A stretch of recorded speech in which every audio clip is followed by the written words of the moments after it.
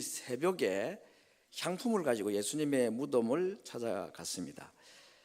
오늘 이 여인들의 열심, 이걸 우리가 어떻게 이해할 수 있을까? 이게 오늘 설교의 주 내용입니다.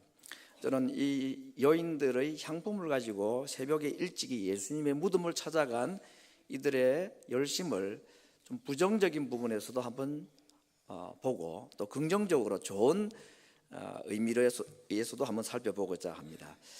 먼저 이 세 여인의 열심은 어떤 의미에서는 참 헛수고였다, 헛고생이었다, 그렇게 말할 수가 있습니다. 그들은 예수님의 몸이 썩을까봐, 그래서 그 향품을 가지고 가서 예수님의 몸에서 나는 냄새를 조금 덜하게 하기 위해서 향품을 준비해서 갔지만 예수님의 몸은 하나도 썩질 않았습니다. 이건 사실은 기적이죠.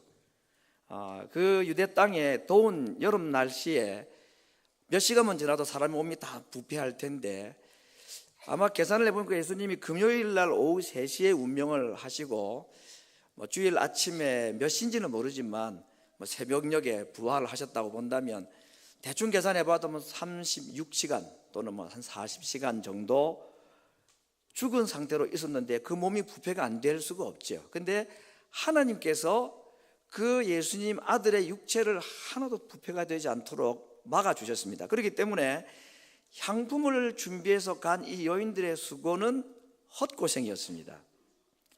두 번째, 이들이 참 헛수고를 한 이유는 예수님께서 내가 다시 살아날 것이다 라고 말씀하신 이 부활의 말씀을 기억을 하지를 못했거나 믿지 못했기 때문이었습니다.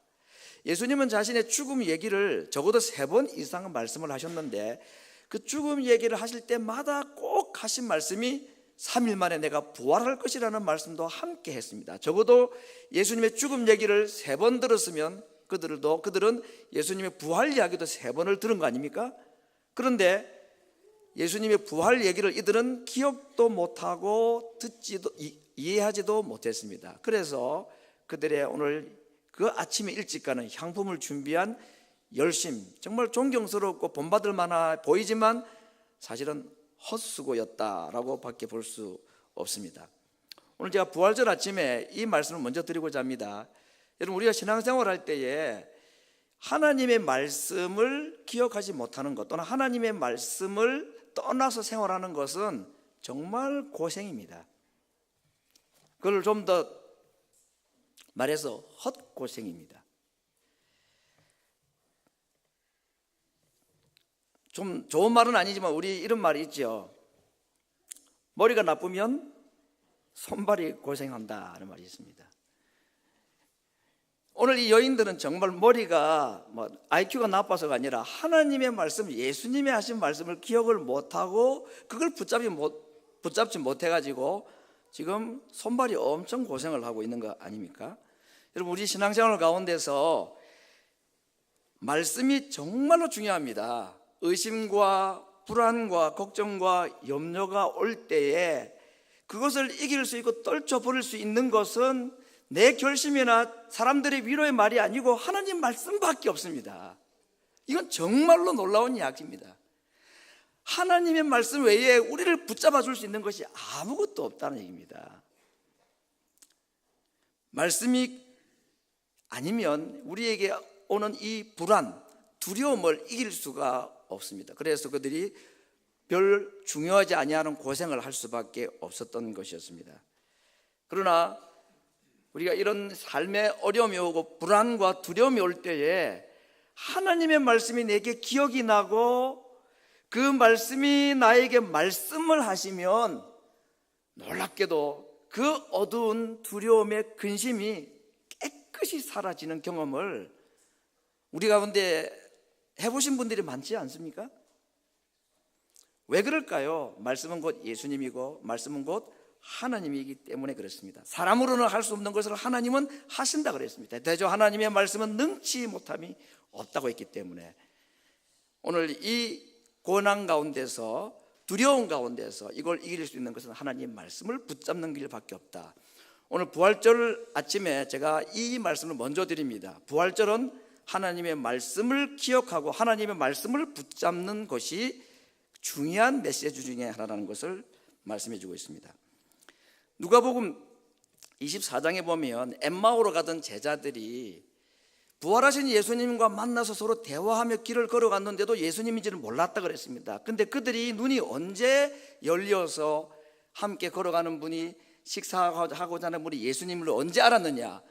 그들이 말하기를 우리에게 성경을 풀어주실 때 우리 마음이 뜨거웠다고 그랬습니다. 여러분, 부활하신 주님을 눈으로 보고도 두려움을 이기지 못했던 제자들이 성경 말씀을 깨달았을 때에 그들에게 두려움이 사라졌다고 말한 것은 부활이, 말씀이 얼마나 중요한가 하는 것을 우리에게 말해주는 것입니다. 그리고 그들이 예수님이 누군지를 깨닫자마자 예수님은 사라졌다 그랬죠. 왜 사라졌을까요? 좀 더 같이 계시지 않고. 예수님은 그들과 계속 있을 수도 없고 있었어도 안 되는 분입니다.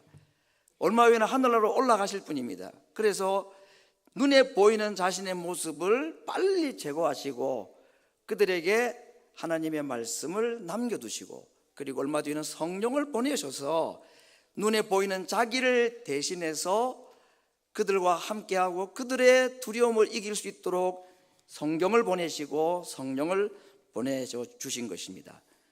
여러분, 부활하신 예수님은 눈으로 보는 것이 아니고 마음으로 보는 것입니다.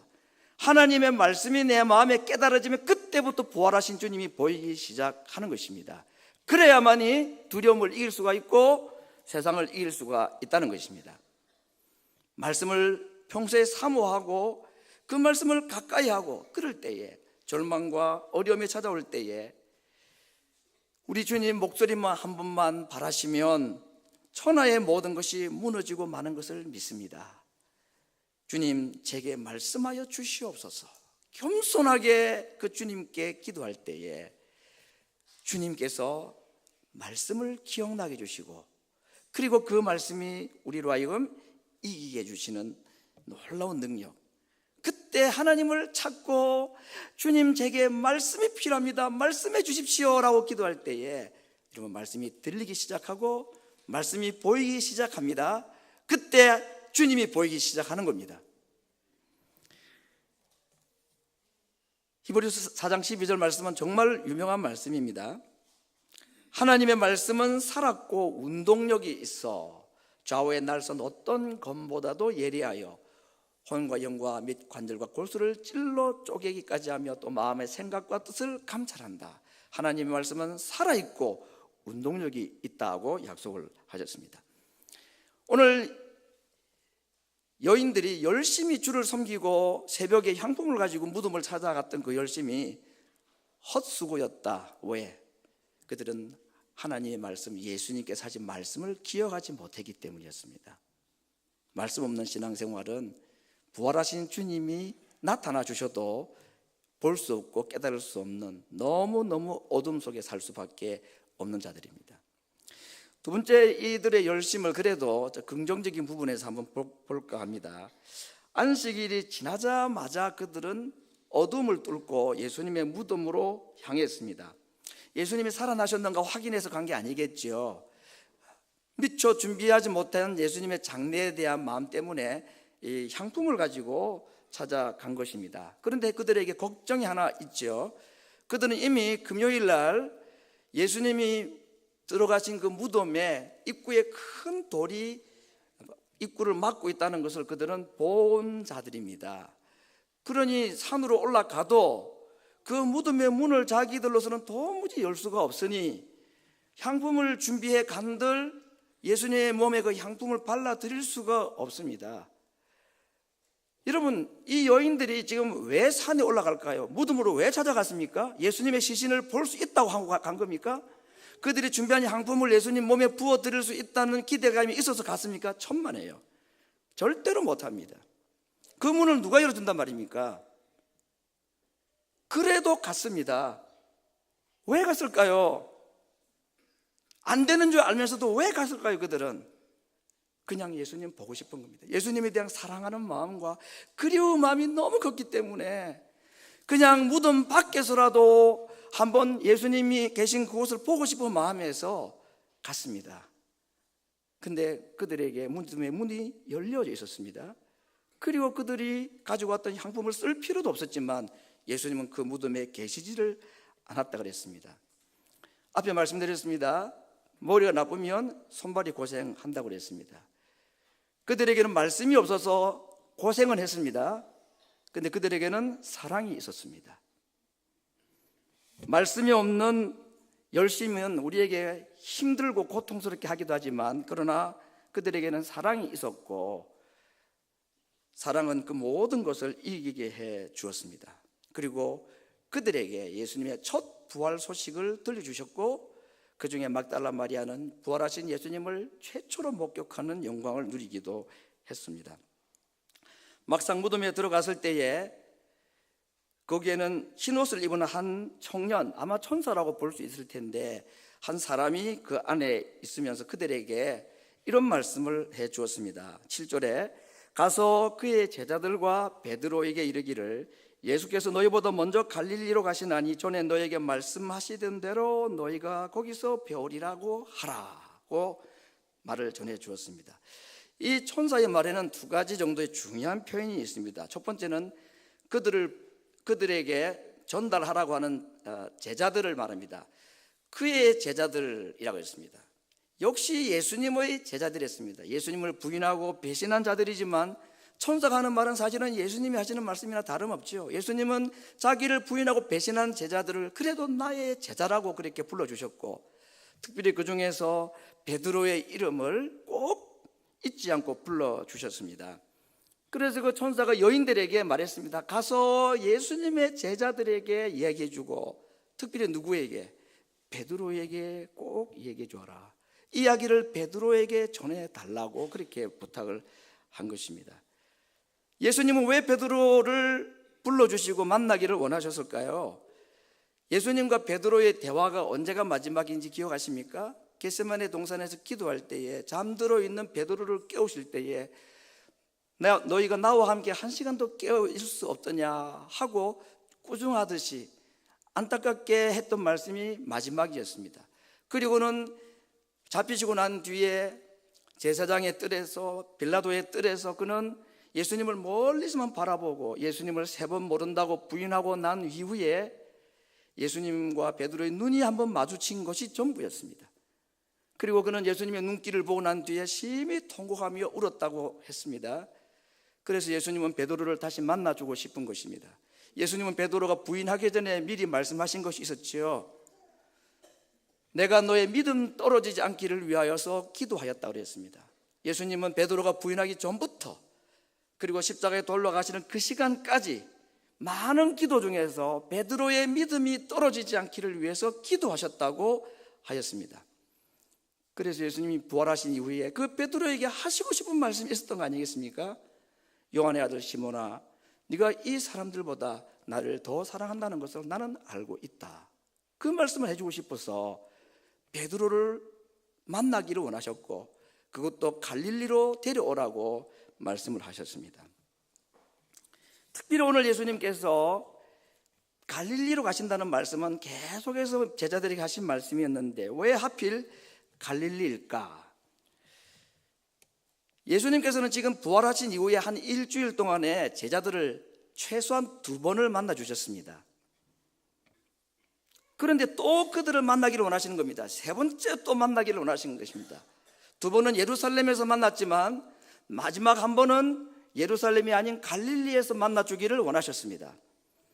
갈릴리 바다는 제자들, 특별히 베드로에게는 잊을 수 없는 추억이 있는 곳입니다. 그가 예수님을 처음 만난 장소였고, 그곳에서 예수님의 제자로 부름받았을 때에 그물과 배와 부모 모든 것을 버려두고 떠났던 사명의 장소였습니다.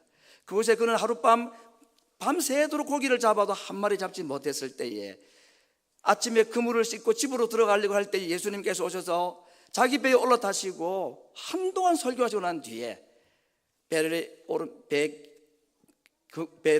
그물을 바다 깊은 곳에 그물을 내리라고 해서 말도 안 되는 그 말씀에 순종했더니 그 물이 찢어질 정도의 엄청난 물고기를 잡았던 체험이 있었던 장소가 바로 갈릴리 바다였습니다. 바다 위에서 배가 출렁이고 난파가 되려 할 때에 그 배 안에서 곤히 주무시다가 일어나서 바다와 바람을 꾸짖으셨던 예수님의 능력을 본 장소가 그곳이었고, 모든 사람이 유령이라고 할 때에 예수님인 줄 알고 그 예수님이 나를 오라고 하면 나도 그럴 수 있습니다 하고 예수님과 함께 잠시 물 위를 걸었던 장소가 바로 그 갈릴리 바다 현장이었습니다.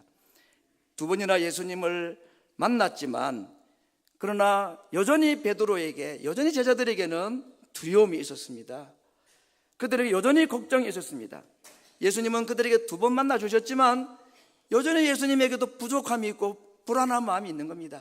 그들을 더 만나 주기를 원하셨습니다. 그 이유는 예수님의 부활을 믿게 하기 위해서가 아니라 그들을 예수님의 부활을 전하는 자로 세우기 위해서였습니다. 예수님의 부활을 확인한 것은 두 번 정도면 충분하지 않습니까?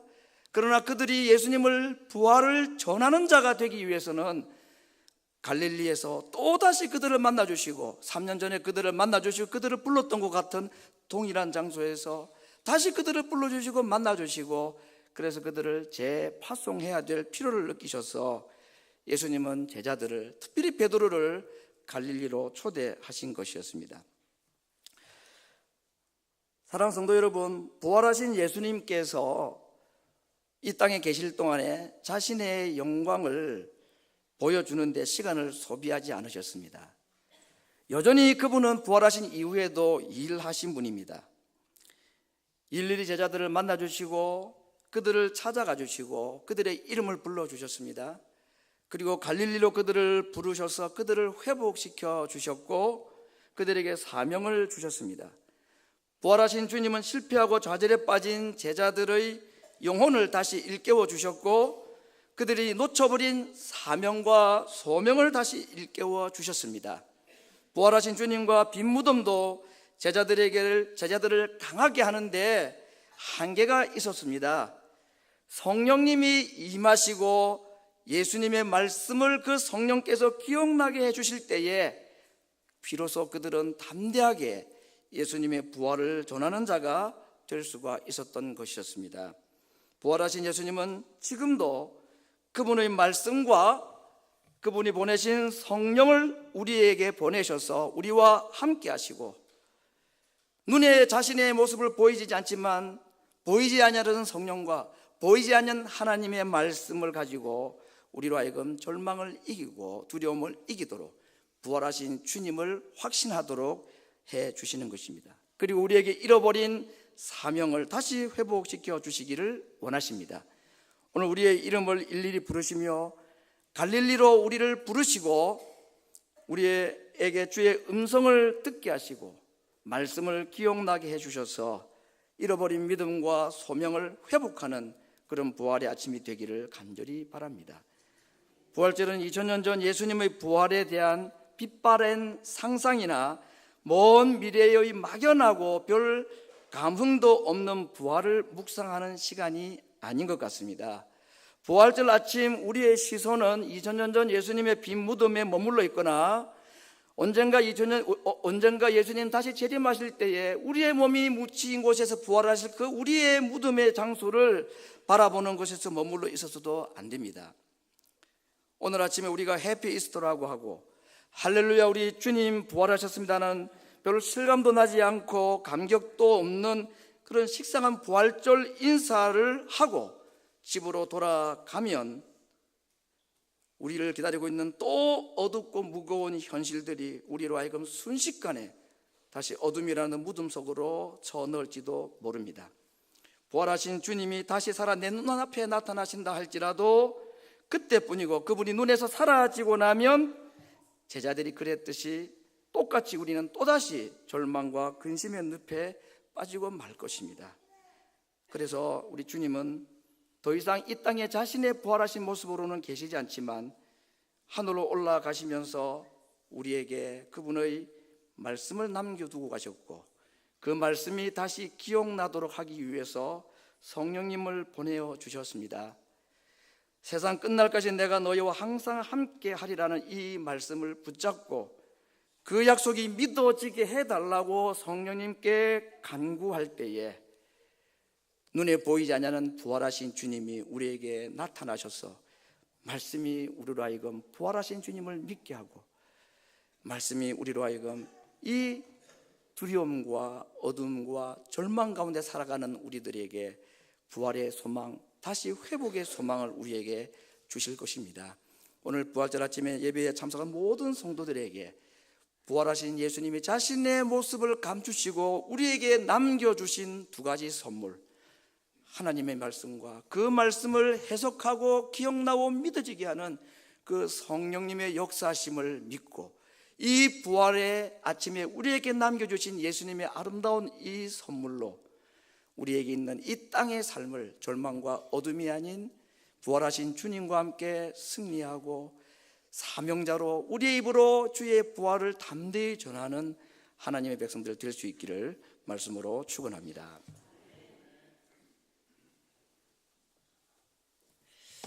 I usually give about like 3 to 5 minute summary, but some people didn't appreciate that much, so I'm going to give you a little lengthier sort of translation of his message. So I hope you are patient with me. This passage is about 3 women, Mary Magdalene and Mary, mother of James, and Salome, going to the tomb early Sunday morning with spices, thinking they can apply those to the dead body of Jesus Christ.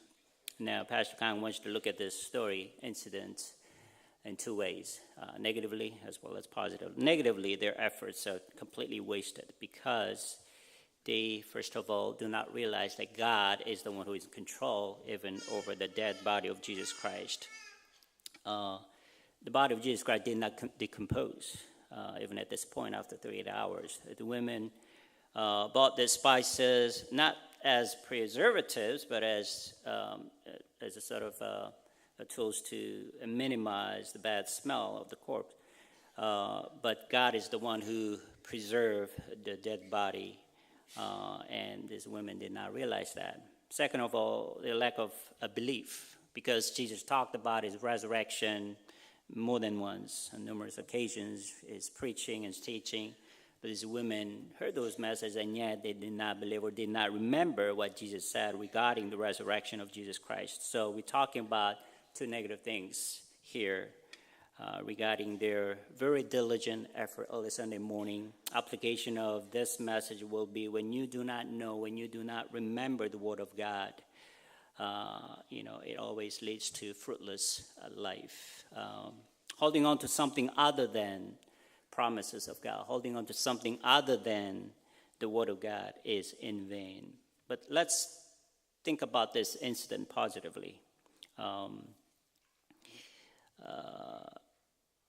First of all, they knew that even they go there to the tomb site, they know that there's a gigantic size stone at the entrance of the tomb, and there's possibly no way they can move that stone. Knowing that, they still went ahead and went to the tomb site. Why? Because their affections for Jesus Christ was greater than their head knowledge that says, well, there's no point in going there. So emphasis there is that when you have this deep affections and love for the Lord, despite whatever your reasons and whatever your rational mind and thinking says, love conquers it all. Love of Jesus Christ and affections for him becomes a triumphant element in that story. One example that he shared was when you look at these 2 disciples on the road to Emmaus, they're talking and they were actually conversing with the risen Lord. They did not realize it was Jesus Christ until Jesus explained to them about the suffering and resurrection of himself. And then their hearts were moved. But when they realized it was the risen Lord they were having conversation with, Jesus had already left. Why not stick around but Jesus left because what they needed was not the physical presence of Jesus Christ, but the Word of God. Only by the Word of God now are they to live, are they to show and share the message of resurrection with others. So when we pray, application of that is when we pray, we got to pray sincerely and earnestly and say, Lord, speak to me, reveal your word to me. And when we do that, he actually begins to reveal himself to you through in his word. Hebrews chapter 4:12, very well-known passage that you all probably heard of, because his word of God is living and active. Is sharper than any double-edged sword, is able to devour the soul and spirit joints down all the way to the marrow bone, and it is able to judge the thoughts and attitudes of everybody's heart. And that's precisely the implication of the passage. When you hold on to the Word of God living and active, it is able to transform the hearts of every single person who reads the Word of God. Now let's look at the incident positively once again. They went with spices to apply to the body. Wonderful intention, wonderful affection, but instead of following their head knowledge, they follow their heart. They listen to their heart of love for Jesus Christ. And as you know, God looks at the heart of every individual.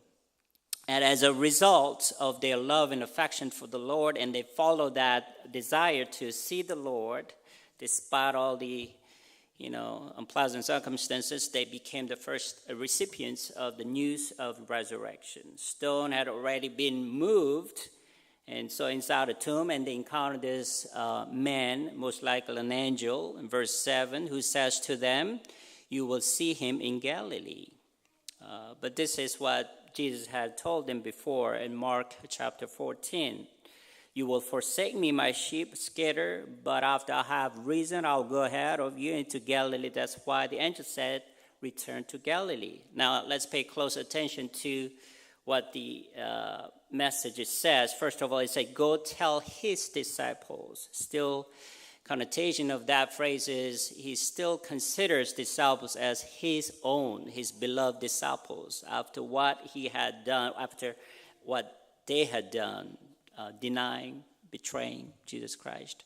All the disciples who have left and betrayed, Jesus still calls them his own disciples. Especially Peter, you remember, he was the one who denied 3 times and just left Jesus Christ in a crucial moment of Jesus' life. But knowing that, the Bible says Jesus prayed for his faith.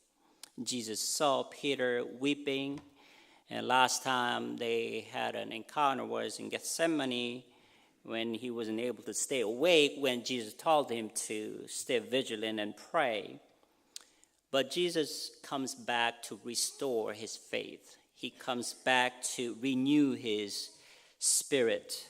Now, second thing about what angel said, return to Galilee. Why Galilee? Because that's where everything started. That's where all the disciples are called to follow Jesus Christ, and they're able to deny themselves and left their family and ownership and belongings, and they followed Jesus Christ. And that's the place where they encountered the miraculous signs of Jesus Christ, walking on the water and calming the storm, and they're able to encounter all that. And that's the place also where their faith was renewed. They're able to renew their faith. And that's where Jesus calls them back to. Return to Galilee. Let's start again. I am willing to recommission you. I'm willing to renew your faith here in Galilee. Because you're not just going to be believers now, you are going to be the deliverers of the message of resurrection. So Jesus brings them back to the starting point of everything and gives them a new commission. That new commission is to deliver the message of resurrection. Fast forwarding a little bit, it was not about showing the glorious display of his resurrection. What Jesus intended to do is giving his disciples, meeting them individually and summoning them to Galilee and then restoring them so that they would be given this authority and power for the Great Commission. And obviously, they are not able to do that on their own. Only by the power of the Spirit of living God are they able to now, given the commission, able to execute the commission through the power of the Holy Spirit. Today, God calls all of us again, perhaps to Galilee.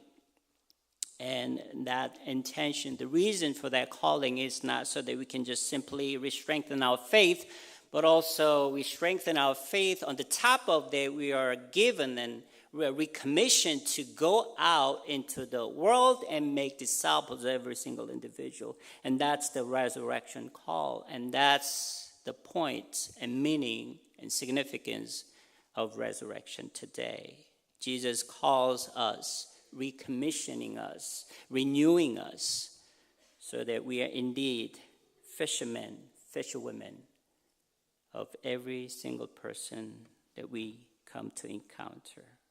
And remember, we are not doing this alone. We are doing it by the Spirit of the living God. Amen.